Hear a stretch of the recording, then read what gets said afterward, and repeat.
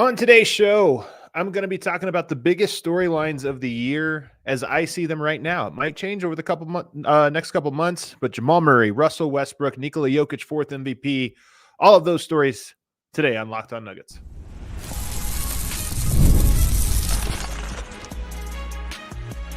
You are Locked On Nuggets, your daily Denver Nuggets podcast. Part of the Locked On Podcast Network, your team every day. What is up, everybody, and welcome to the Locked On Nuggets podcast, part of the Locked On Podcast Network. I'm your host, Adam Matas, flying solo today. Matt, not feeling great. Get well soon, Matt. We'll see you on Wednesday for World's Finest. Hopefully he's back by then. I think he will be as he fights back from a little illness. On today's show, I want to go over, as I said, the top storylines. You see them right there on the side. I listed them out in order of what we're going to do. Actually, did I put the wrong one up? Hold on a second. Oh, yeah, I didn't get it up. There it is. Hold on.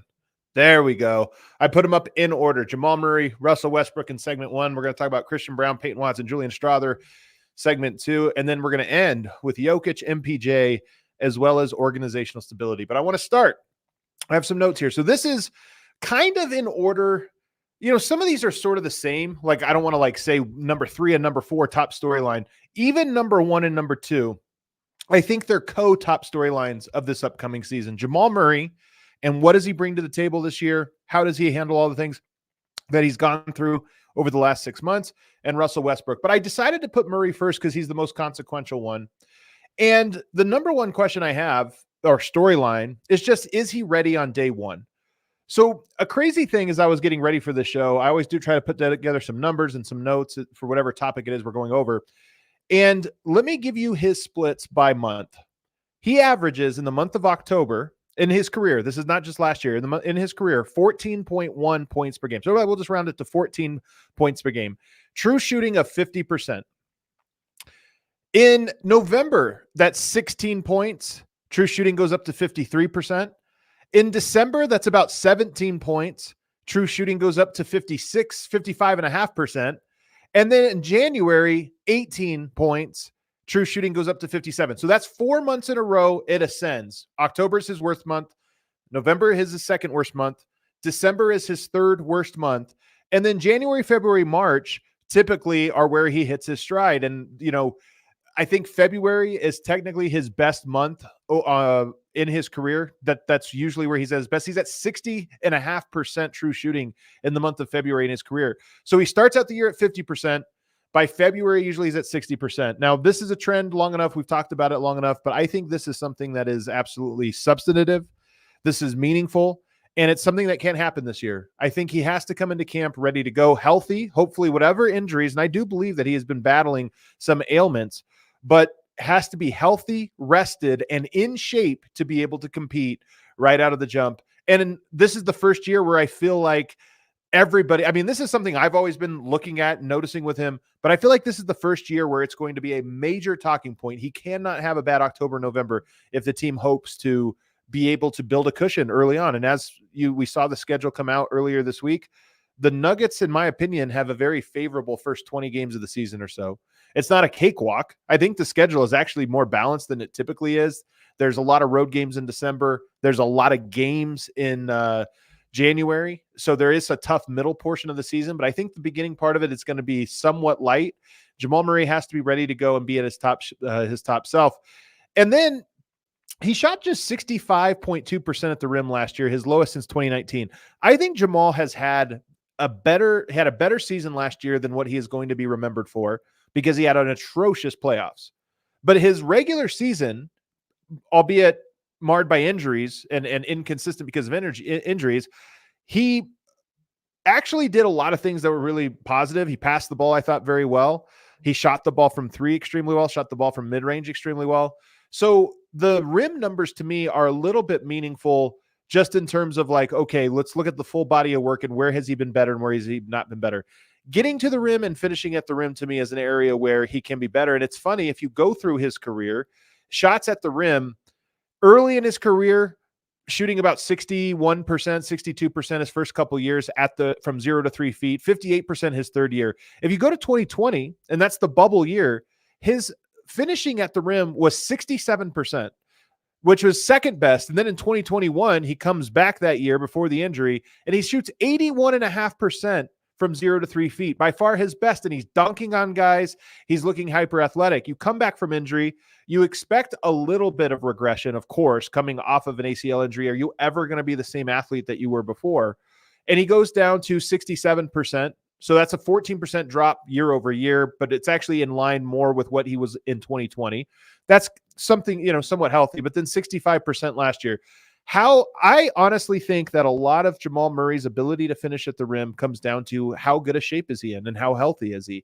When he's in great shape, he's an athletic finisher. He's a dunker. He's getting to the rim more, and he's just more acrobatic.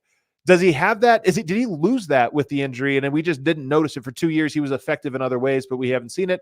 Or is it a function of, hey, if you get in the best shape of your life, you're going to finish at a higher rate than 65%, which is a little bit low. So finishing at the rim, to me, especially early in the year, is he getting to the rim and is he finishing at the rim? That's going to be a big indicator, a big bellwether for whether or not he is going to be the guy we expect him to be. And then this last one is interesting. Is he affected by the narrative around him? This is, like I said, it's been a hard 6 months on Jamal. From the moment he got injured in March, for the rest of the summer, for the rest of that season, and then going into the offseason, and I just feel like the temperature has changed on Jamal. The fan base is more critical of him than they have been really ever in his career. And I'm just curious how he handles that. So is that noise? Do we see him? Does he say something about it at media day? Does he have an edge to him? Or does he sort of use it as fuel? Now, I don't have the mind of an athlete. And I mean this sincerely, athletes often use anything for fuel. They have a chip on their shoulder or what have you. And you say, well, this guy's just being rude, but you know what? I'm not an athlete. Maybe it's sometimes you just need that motivation to get you going. I always, judge guys a little bit differently when they're athletes and how they take it. But I do think that Jamal Murray probably needed to do a little introspection following the season, throwing things on the court, melting down, just all the things that happened. And then Team Canada wasn't a great experience. I think there's a little looking in the mirror he has to do, but how does he handle all of that? To me, is going to be really interesting. And I think we're going to have our answers very early about Jamal and just how he carries himself in training camp, media day, the preseason, and then ultimately in October and November in those first months. The second biggest storyline for the Nuggets, then, if Jamal Murray is number one, is going to be Russell Westbrook. And what impact does he have on the culture? He's going to have an impact on the culture. And I don't think it's going to be just one thing. I think he's going to have some positive and some negative impacts, as most guys, when they come into an organization, come into a team, it's usually mixed in some capacity. But my hope is that him coming in, he really pushes Peyton Watson, Christian Braun, Julian Strawther. I've told you, I thought that last year there was a lack of that person that pushes the young guys, person that pushes everybody. I think Denver was missing that person last year. And this year, with the role that those three guys are going to have to play, having somebody like Russell Westbrook pushing them every day to be their best, get in the gym on off days, stay late on game days, let's get our shots up, let's get our workouts in, that kind of stuff. I think it's an energy that can really positively impact Denver. And I hope he pushes Jamal too. I mean, we've talked about this a lot, but how well is he able to get the best out of Jamal? What is that relationship like? Jamal has never, ever had a personality like that and that status of player next to him in the locker room. It's been Jokic. Then you've got Millsap, who's a big, he's not even a guard. You haven't really had guards who are MVPs and all-star caliber players, albeit in the past, that are right there, that personality. And I'm just curious to see that dynamic. It could go either way. And I have no idea which way it's going to go. So Westbrook and the impact he has on Jamal and the impact he has. And then there's obviously, Russell Westbrook has not always had a positive impact. He hasn't fit into every culture that he has gone to. I think he gets along with teammates extremely well, but is there friction with coaches, the organization, his role? To this moment, we don't know. Is Westbrook, did he want to come to Denver in part because he looks around and goes, I should start at shooting guard? And even though it's not reported or anything yet, is that something he brings into the season and actually causes a negative conflict? Or you get through a portion of the season and there's that friction, or he doesn't like what Michael Malone's doing? Like that energy that he, is that something he brings to the table or not? I'm very curious to see how he fit in. And then how does he fit next to Jokic? I mean, this to me is maybe the most interesting part about Westbrook. One, how much is he going to play with Jokic? But two, to me, one of the greatest things that can happen this year, if it were to happen, would be for Westbrook's career to be revitalized. I mean, he's never going to be the MVP player. I don't even think all-star player, anything like that. But if he kind of gets a bump, from what we've seen the last 2-3 seasons, if he has the best year that he's had in the last 2-3 seasons, and a lot of that is he just plays with Jokic so well and it adds a new wrinkle. Like a lot of us, I think, have a low bar for what Westbrook is bringing to the table. He's in the Reggie Jackson roles. He's better at that and gives an identity to a second unit. But there is a play where it's actually even more than that. And him and Jokic just have this great dynamic and they figure out how to play together in a way that is really unstoppable or unguardable. And it gives Denver a whole different option, a whole different wrinkle that hopefully even extends into the playoffs. That's wishful thinking based on what we've seen from Russell Westbrook last season in the playoffs in particular, and really over the last couple of years. But nonetheless, how does he fit next to Jokic is going to be fascinating to watch. And then does he fit into the rotation? We're going to talk about this a lot when we get to the Peyton Watson part, but Denver doesn't have a lot of shooting. Westbrook needs a lot of shooting. So does he actually fit, or is it clunky the whole time trying to work out a rotation? Does he hijack possessions? That's obviously, I think, his most negative trait. He's used to having the ball in his hands. He's used to having the greenest of green lights. He takes bad shots sometimes. Denver survives offensively and thrives offensively because nobody takes bad shots. Does he mold his game to kind of fit in? And is his version of what is a good shot match with what Denver's version of a good shot is? That's going to be interesting. And then this last one, how do fans relate to him? I think this one's going to be fascinating because Westbrook is, and I'm surprised by this because I'm not bothered by him in that way. I don't always love his decision-making, but I love how much he competes. I absolutely love the energy he brings when how hard he plays. So how do fans relate to him? Because I'm surprised talking to my colleague at DNVR, Eric Weedham, D-Line, how much he hated Russell Westbrook. And I was kind of surprised by that. Like, wow, I didn't realize he was one of these, he's one of the few guys I just never wanted on my team. So how do fans relate to him? I think they're going to love him. I think that he's going to be a fan favorite like Bruce Brown was, because he plays so hard. And I think of all the things fans like, they like when guys just care as much as they do. And Westbrook, nobody can question how much he cares.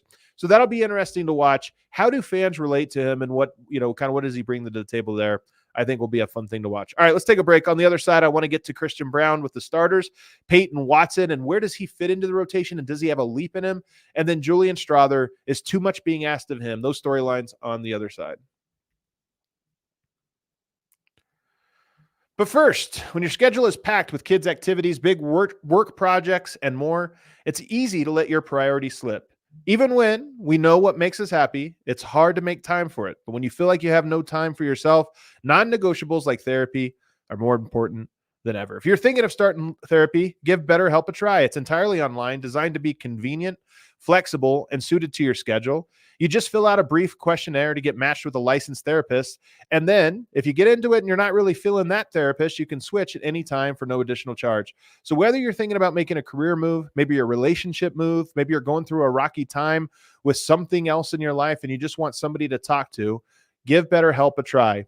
Visit BetterHelp.com/LockedOnNBA today and you'll get 10% off your first month. That's BetterHelp, HELP.com/LockedOnNBA. We'll be right back with more Locked On.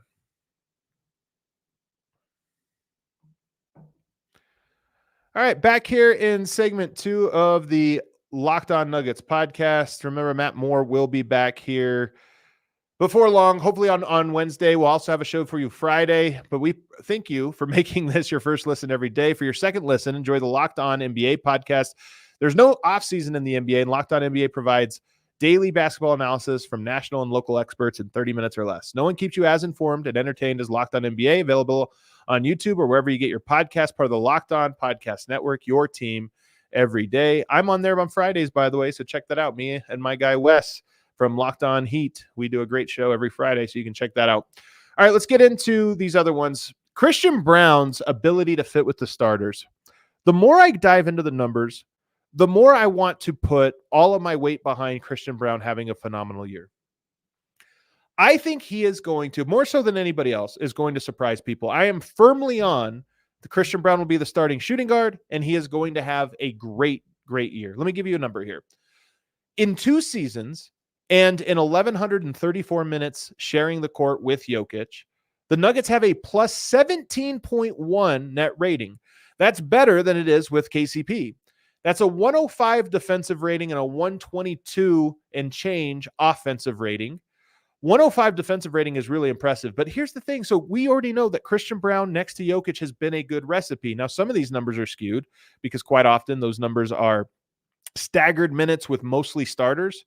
But still, I look at that and I go, there's a lot that points to him being good. Another number that's interesting, his 2-point field goal percentage is 19% better next to Jokic. His shot profile is almost the exact same. Like he gets shots at the rim, he gets shots from three. He gets about 9% more of his shots from rim and three actually with Jokic, slightly more floaters and mid-rangers when he's not playing with Jokic. But in terms of like, is he getting threes? Mostly he's getting the same number of threes, same number of corner threes, and he's getting mostly the same number of shots at the rim, just slightly, a little bit different from each one. But the percentages are completely different. 79.2% with Jokic from two, 60.1% without Jokic. 19% difference, a 19% bump. So obviously, I don't know if those numbers are going to hold and he's going to shoot 80% from two this year, but they might. But more than anything, even if that lowers by like 8%, you're still talking about a massive upgrade over what he's done in his career in aggregate. So I think that number, again, it's not a small sample size. 1,134 minutes is pretty big. That makes me think, okay, there's something there. Playing with Jokic, he's good. 3-point field goal percentage. 39.4% with Jokic, 36.4% without Jokic. Those numbers are close, 3%, 3 percentage points. It's still meaningful. Again, 36%, that's what we expect from him. 39%, we would say that's a good year, 39.5% next to Jokic. So that's what he shot in his career. Does he maintain that at this next level? And just what does he look like overall? And then defensively, I'm pretty bullish on him defensively. But you do wonder, what is he going to look like fighting through screens? That's something that you absolutely have to have. Especially when you get into the playoffs and you're going to have to go against the Steph Currys and guys that are really good at getting around screens, which in the Western Conference, there's a million of these dudes. How does he look in those moments? We won't know that one till the playoffs. But in the regular season, I think the defensive numbers are going to be impressive. I think he's going to bring a physicality to the team that will stand out. You didn't know Denver was lacking until you see it, Denver winning those margins. And I think this is a year where Denver has a lot of big bodies. I think they're going to win the size margin a lot, and you'll start to notice it. There'll be games where they out-rebound teams by 15, 20 rebounds, and that'll be the story. You'll be like, okay, well, Denver dominated because they rebounded everything. Christian will contribute to that. And then defensively, I just think he's really good. You saw that he's already in Denver. He's been working out all summer. He looks phenomenal. Just physically, the photos that you see of him, he looks great. So I think this is going to be a big year. I'm buying all the Christian Braun stock. Of all of these things we're talking about, I'm most confident in his turning up in the positive direction. If you go to Peyton Watson, I think he's next for me. So this would be storyline number 4. Is there a leap in him? This is the question, because I know there's a leap in Peyton Watson. Like I'm pretty convinced that he's going to be a very good NBA player. We've seen enough to know, but the question is always when. This is effectively year 2. He basically had a redshirt year, a G League year. Last year was year 1. Just like it was with Christian Braun, it's easy to expect the leap in year 2 when often it comes in year 3, especially for role players. And there's a reason for that. Did people trust him to step outside the lines more? Like usually year 1, you're just kind of, your head is spinning. You're trying to fit in. You're just trying to make plays or what have you. Year 2, now your head isn't spinning, but the team hasn't given you the keys to anything. They're not running plays for you. You have to earn that oftentimes in year 2. I think that's the season he's going to have, mixed with a couple other things I'll get to. So I don't know if this is the year that he makes a leap. But one of the questions I hope we answer is, what is his offensive game? So number 1, can he shoot? I've been told that he's been working out in Los Angeles this summer, and that's been the focus for him up until a couple weeks ago, where you start to work on everything else. But it's been mostly, a lot of these guys have to take care of their body. So a lot of just weight training, trying to beef up, and shooting, and stick to that. Just work on shooting, work on that. So does he come back and can he shoot? What is a realistic expectation? He had 23 games last year where he took 3 or more 3-point field goal attempts. Does he need to average that this year, given the minutes he's going to play? Does he need to average 3 3-point attempts? And then on top of that, needs to, make 37, 38% of them. I think that is probably likely, especially as we get to where is he going to be in this, in the offense. But the other part is, so when we want to learn his offensive game, is 3-point shooting a part of it? Can he do it? But number 2, does he get a chance to put the ball in his hands? Denver doesn't allow him much of that at all. But I think, and again, this is more where I think that probably comes next year, because I don't know if the team alters anything to give him those opportunities this year. Over the course of the year, he probably gets spot opportunities, and then next year's the year where they say, okay, this is part of who we are now. So I don't expect it this year, but it would be a very welcome surprise if we got to see him attack the basket a little bit. It'd probably be ugly in some games and pretty in others, but I think that you have to get over a hump with him where if he can be a ball handler, now he has a role on the offense, even in second unit. So can he do that? Can he be, and this is the big question, and this is the spot I think he is in this year, can he be assertive and aggressive with his game without being disruptive? That's such a fine line. That's such a tightrope act. You have to be able to fit into what they're doing, but stay aggressive, but not so aggressive that you disrupt what they're doing. And when you talk about adding in 2 new players that he's likely playing a majority of his minutes with, Dario Saric and Russell Westbrook, that's tough. I think a lot is being asked of Peyton Watson this year offensively, and that's why I think he might just be a shooter again this year, more so than I would like to see. But it might just be, the way that this season is kind of setting up. And then can he play in transition? Peyton Watson, I think when you look at the skill set, he should be a great transition player. The numbers have never bared out that he's a great transition player, but he has all the tools. And I think he looks great in transition. Small sample size. It's not like there's a whole lot of this between the G League and even last year. I think he has all the tools to be a great transition player. And I think that Denver's second unit is setting up to be more of a transition style second unit this year, where there is more fast breaks and they overwhelm you defensively. I hope that's the case. And then what kind of defender is he this year? Because I think Peyton Watson is probably Aaron Gordon's the best defensive player on the team. Christian Braun is right there as a lockdown guy. Peyton Watson has the tools, though, to be like a disruptive, a playmaking defensive player. So what kind of, is he that this year, or is this another just sort of slow continuation of what he was? Big time plays, missed assignments here and there. And where does he fit in? Or does he become a Herb Jones, a Jaden McDaniels, the team where Denver is looking at him as, hey, we have a tough matchup. We get Peyton out there. Kevin Durant's going off. Peyton Watson, you got him. Kawhi Leonard, we don't have anybody. You got him. I'm curious if he's that type of guy this year, because to me, that's the most promising part of his game. And it's time for him to start making that leap this coming season. And then lastly, Julian Strawther, is he ready or not? Can he shoot 40%? This is the guy to me that I always say, I got to see it before. I don't like just picking on upside and saying, well, this, that. I want to see you shoot at volume and I'll see you make them. Can he shoot 40% this year? Where does he play? What does the rotation look like? I think, and how much does he grow throughout the course of the season is a big question as well. Last year, rookie season, gets hurt a little bit through it. And I thought it was a good rookie season. But this year, last year was like a luxury. You put Julian out there, things going well, it's not going well, pull him on out. This next year, I think that he's going to have to play, and he's going to have to play through mistakes. Malone's not going to have a choice. So he's going to play a lot of minutes. It's going to be strenuous. It's going to be stressful. There's going to be games where I'm sure he's going to feel like if the team lost and he had a bad stint, he's going to feel like they lost because of me. Because there's a veteran team, he's the young guy. That's just the nature of the biz. So can he overcome that? How does he ride those ups and downs? How does the team ride with him? And is too much going to be asked for him? Denver doesn't have another reason he has to play is because Denver doesn't have a lot of shooters. He's got to play. They don't have an option behind him that can space the floor, and they need people to space the floor. So is too much being asked for him that it becomes overwhelming? I want to see that. But more than anything, can he shoot? Can he do his job? I think he's a good, smart basketball player. We saw that he's comfortable when he gets to take a lot of shots. At Summer League, he gets to be the number one option. He has a very quick trigger. He was efficient. He did a great job. He threw his body at the paint, even though he was on a hobbled leg. He showed me a lot at Summer League. It was very impressive.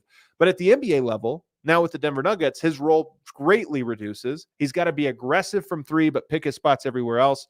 And I'm just curious to see if that's something that he's up for, that challenge. All right, let's take a break. On the other side, some more interesting things. I put him down at the bottom. Like I said, these are kind of in order, but you might disagree. You might think these last three are actually maybe the top three. So we'll get to those on the other side. Organizational stability, Jokic, and of course, Michael Porter Jr. This episode is brought to you by Game Time. Game Time has a new feature called Game Time Picks that makes getting tickets for your favorite live event even easier. Game Time Picks filters out the fluff to show you only incredible deals on great seats so you don't have to waste time searching throughout thousands of tickets. The schedule is out. You could probably start looking at Denver Nuggets tickets throughout the year and start saying, okay, which games are going to be cheap? Which games do I want to try to buy the expensive tickets for? You're flying into Denver and you want to see the Nuggets. You can hop on and kind of get a sense of which games are going to have the best deals and the best value. Or you could be like me, Nathaniel Rateliff. One of my favorite musicians is at Red Rocks Tuesday and Wednesday. You can hop on Game Time and get your tickets there. If you're going to that concert, as I am, $115 or so is what they're going for right now out at Red Rocks. It's going to be a beautiful night. This time of year, there's nothing better than being at Red Rocks in Denver in August or September. So you're going to want to check it out. But if not, you've also got football games coming up. Bo Nix. Anybody, a little Bo Nix, anybody? Can I entice anybody in some Bo Nix? I'm going to be going to a couple Broncos games this year. I'm pretty excited for Bo Nix. So download the Game Time app, create an account, and use code LOCKEDONNBA for $20 off your first purchase. Terms apply. Again, create an account and redeem code LOCKEDONNBA, LOCKEDONNBA, and you get $20 off. Download Game Time today. Last minute, lowest prices guaranteed. We'll be back with more Locked On.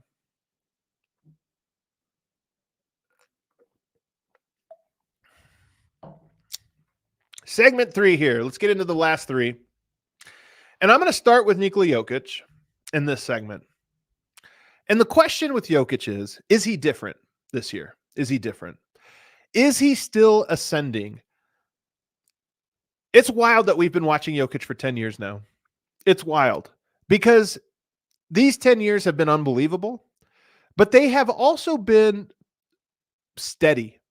Every year he's gotten better, and we've just watched him make leaps. I believe that he is still ascending. There's still more to go, but the steps here, they're almost microscopic. They're almost more spiritual than they are actual, like, okay, he's meaningfully better at this or better at that. More confident, maybe better leadership, maybe these different things. But as far as raw skill set, numbers, everything else, my personal opinion is that Jokic's numbers this upcoming season will not be more impressive than they were last year. But we don't know that. And it's possible that Jokic actually is still ascending in meaningful ways and that he is actually about to have his best season ever. So I'm curious to see, is that it? Is he more vocal this year? You know, we all talked about the more serious, edgy Jokic with the national team. Was that just a national team because of how important that was? Or was it a sign, and we've really seen this over 2 years, of Jokic becoming more intense, more driven, more hungry? Did last year leave a really bad taste in his mouth, and he's coming back this year with a little bit of an edge to him in a way that's either good or bad? I don't know. Is he wearing down at all? You know, that's another real serious question to ask of just, is Jokic, do we see, we've not really, last year in the playoffs, he definitely looked tired.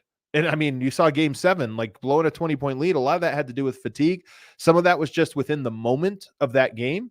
But I think some of it might be like Jokic was ridden really, really hard last year and ran out of gas. Is that a sign of accumulative fatigue over those last 3, 4, 5 years? Or is he rested and he's not worn down at all, and we're about to see an incredible season from him? So those are questions I'm really interested in. You know, obviously you can point to the 3-point shot, and you could point to this. You could point to his defense has improved and these types of things. I'm not saying he's not a better player, but statistically, I would bet that his best statistical season is behind him. But I could be wrong, and this would be a heck of a year for him to prove me wrong by being better than ever. And if he is better than ever, he's going to win his 4th MVP. At this moment, I don't think he's going to be it. I think it's Luka and Shea and even Embiid. I think those guys are really going to be the ones that are pushing for it. I think Anthony Edwards is a dark horse. Jokic will be in the mix. But the 4th MVP, the 3rd one was big, but there's a surprising amount of players that have 3 MVPs. 4, the list is extremely short. Michael Jordan, LeBron James, Wilt Chamberlain, Bill Russell, and Kareem Abdul-Jabbar. There's a real case for that being the 5 best players to ever lace them up. There's a real case for that. It's hard when you get to Wilt and Russell because they go so far back, but most people have MJ, Braun, Kareem, 1, 2, 3 in some order. And Wilt and Russell, everybody kind of acknowledges, are 1, 2 of an era that's almost impossible to compare.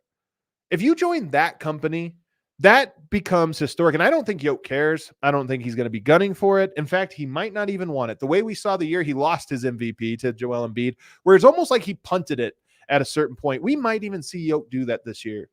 But while I didn't care as much about the 3rd MVP, when you list Michael Jordan, LeBron, Kareem, Wilt, Russell, when you list it out like that and go, he could join that class, that is elite. 75, 80 years of NBA basketball, and only those guys have ever achieved it. Gives you goosebumps to think about. But I think the only way he gets that is if Denver is a top seed or near a top seed, and he has a year that is at least as good as his peak year statistically. And if we get that, we're in for a heck of a ride. Second to last topic here, organizational stability. We all know that there's been a little bit of a different point of views. We watched it play out between Michael Malone and the front office, drafting a bunch of young players, none of them playing, going away from Zeke as bad as he was, some of the different decisions that have been made last year, Peyton Watson not playing in the playoffs in that second round. We all know that there is, Michael Malone has felt a certain way. Justin Holiday playing, now he's not on the roster. So this year, I think it can be overstated very easily, that schism. Because like I said, we talk about this stuff every day. It sounds like, oh my God. I just think that that's, hey, how aligned can they be on the vision? We're about to find out. Michael Malone is 9 wins away from passing Doug Moe as the winningest coach in Denver Nuggets history in the regular season. Michael Malone already has his name etched in stone in the Mount Rushmore. In fact, I should say his face etched in stone in the Mount Rushmore of Denver Nuggets coaches. He's the only one to bring a championship to Denver. So he's already unassailable in that way. But Doug Moe's jersey is retired, or I should say there's a banner honoring Doug Moe and his 432 wins hanging in the rafters. When you pass that, and it's only 9 wins, it'll probably happen in the first month of the season or so. You pass Doug Moe and become the winningest coach in franchise history. That'll be an emotional moment, and it'll be a big deal. It'll be exciting. Calvin Booth and Michael Malone are both awaiting extensions. I think that the Kroenkes are looking at this going, we don't know which direction we want to just break just yet. And we'll see. Maybe it's neither guy. Maybe it's both guys. Your hope is that the team starts to find success and organizational alignment, and that both of these guys get to continue going on and building it, because both of these guys were at the helm when the team won their only championship. That means something to me, at least. So my hope, my preference would be that both of these guys really figure out how to build in the same direction and work with great chemistry going forward. Here are some potential areas of contention. How does Malone use Peyton Watson? And I referenced this earlier. Peyton Watson is a guy to me that I worry about where he fits into the lineups, because Russell Westbrook likes the ball in his hand. Dario Saric is best when he gets to play the fulcrum to some degree. That, to me, kind of feels like your 1-2. And then if you stagger a player, whether it's Jamal Murray, Aaron Gordon, or Michael Porter Jr., if you stagger one of those guys, that's probably a third option at worst, maybe a second option, maybe a first option, to be honest. So you're already looking at Peyton Watson and going, he's likely going to be the third or fourth or possibly even fifth option on a bench unit. And then, of course, if he's playing with Jokic, his role will be somewhat limited. So where does Peyton Watson fit in offensively? Is he just go to the corners and be a shooter? Is he out? Does Michael Malone put him in bad situations and all of a sudden he's having a rough year? And we're talking about, man, I thought Pete was maybe better last year than he was this year. I worry about that for Peyton Watson, but I really worry about that for Michael Malone and just how he uses him. Does he make Peyton Watson's life easy? That's a question. And should he? I don't even know, but it's going to be tough. But I'm curious to see how Michael Malone handles that. How does he manage Russ? Russ is a guy that, again, has been very well liked by teammates, but he has had some disputes with his playing time and coach and this or that. So can he manage Russ? That's a difficult player, I think, for a head coach to manage, not because he's a bad guy or anything like that, but just because he is a big personality and you kind of have to match his energy and sometimes battle him. And I think that'll be tough. Does he mix up the style of offense? This is a big one to me. I think Denver is overdue for changing up their offense and getting a little bit more creative. Does Michael Malone have the stomach for running Michael Porter around a little bit more, running plays for him? He says, I only run plays for Julian Strawther. You don't run him for Mike. Does he try to work Mike more into the offense? Does he mix up the offensive style and get a little bit more versatile than what they've been? And then does he stagger somebody besides Jamal Murray? That's another big question that Michael Malone has to make. And I'm just curious to see how he handles those things. Does he do the hockey subs? Is everything different? That's a big question. And then the last one I have is Michael Porter Jr. And I have this one last. I think it's actually more interesting if it were to happen. I just think it's the least likely to be a factor, least likely to be a story. But it is worth asking, is Michael Porter Jr. different? Does the team allow more for him? Or is he kind of in a role now that Denver doesn't feel they need to change? They need to give him the ball more. They need to run him around more. Is he just who he is?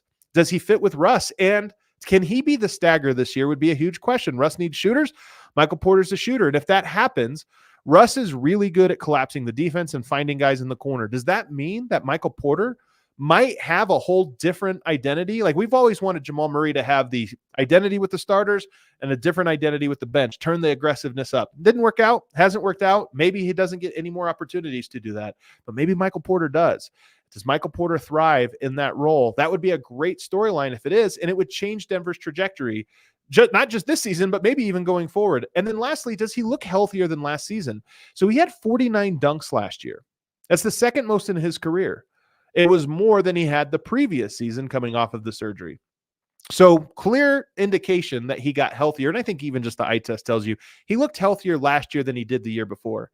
But he didn't look as healthy as he did his sophomore season when he had 75 dunks in 600 fewer minutes, almost twice the number of dunks, or I guess 50% more dunks in 600 fewer minutes. That just shows you how springy he was. And if you recall back his rookie season and his sophomore season, Michael Porter had a lot of bounce to him. He had surprising dunks. He had rebounded the hell out of the ball. Now that you get 2 years removed from his most recent back surgery, the third one, you have to wonder, is he getting stronger? Physically, is he still on the come up, or have the surgeries kind of reduced him and he's at the ceiling of what he can get? I don't know physically, but I am curious that there is a chance that Michael Porter is a different player. Maybe he hasn't reached his ceiling yet. And so for me, that's the other compelling storyline going into this year. Well, if you're watching along live, I appreciate it. Hit that like button for me. Don't forget to subscribe. We're trying to grow the channel here this season, so make sure that you're subscribed. And if you're watching it a little bit late, jump in the comments below and let me know which one of these storylines you think is most interesting, which one you think is not as interesting. And if I missed something that you found interesting, put it in the comments. Maybe we'll talk about it on Wednesday's show. Thanks, everybody, for watching. We'll see you next time on Locked On Nuggets.